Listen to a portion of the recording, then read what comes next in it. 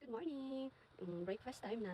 Ito yung next natin kakainin. Mukbang yan, guys. Alam nyo, yung basta-basta magmukbang pala. Ang hirap pa rin gumawa ng content, guys. Kasi kahit kakain ka lang, ganyan, di ba? Kaya kanina kumain ako ng broccoli. Tapos nabulunan pa. O, gulay lang yun, guys, ha. Kaya hindi madaling mag-content, guys. Kahit kakain lang.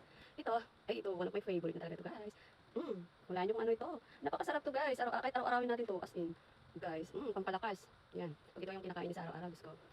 Lalakas talaga kayo. Ito na, guys. Taran! Oh, dalawang eggs, you know.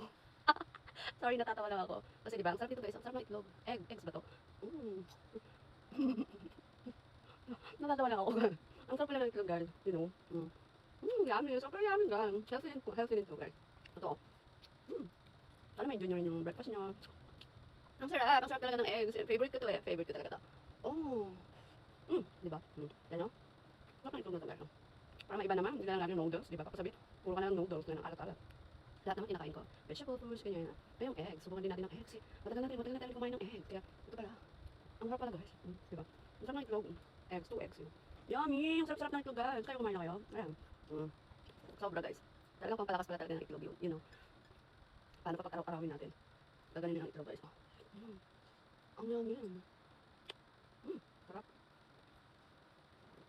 Shout out ko yung mga kaibigan ko sa work. Mga nakasubscribe sa akin. Salamat sa panonood eh. Ayan. Tuwang-tuwa sila sa akin, kinokontent nyo. Pero daw ako pagkain, ito, dahan-dahan ka lang. No, pakunti-kunti lang yun. Siyempre nag-aalala yung mga friends ko, di ba? Kasi panay daw akong kain. Pero hindi naman, puro healthy naman yung kinakain ko. Kaya huwag kayo mag-alala. Ito nga, itlog. Oh my God. Pangalawa no, itlog na lang ako nabulunan. Nabulunan ka pa, pero ang hirap ko talaga, mahirap din mag-content pa. Kasi broccoli lang at itlog lang kinakain. Tapos nabulunan ka pa. Oh no. Oh my gosh. Kaya kayo guys, dahan-dahan lang kayo sa pagkain, lalo na yung mga beef, yung ganyan, yung mukbang yung beef, pork, yung ganyan. Dahan-dahan lang po pagsasalita, tapos gawin yung pagkain, ganyan. Kasi, di ba, mahirap magbulunan. Itlog na lang, broccoli, grabe. Ito, ang sarap na itlog. Paano mo yung ano? Gusto ko itong isubo. Yung buo. Subukan natin guys. Kung kaya natin, walang tatawa.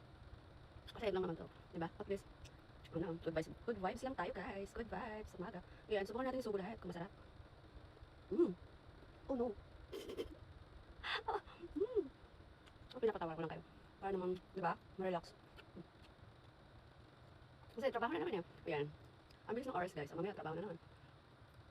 Ang sarap. Sarap guys. Subukan nyo yung itlog. Subukan nyo yung itlog araw-araw kahit 3 times a week. Huwag naman araw-araw ng itlog. Siyempre pag araw-araw nakakasawa din. Kailangan kain ngayon tapos bukas wag. Parang 3 times a week kain ng egg. Kasi pag araw-araw din nakakasawa diba? Yummy. Ang sarap guys. Itlog broccoli. Okay na yun. Para hindi ka masyadong tataba. Ang sarap. Yung niluto ko pareho. Diba? Yan. Kailangan marunong tayo magluto, masipag tayo sa araw-araw, diba? Kaya talaga pag breadwinner,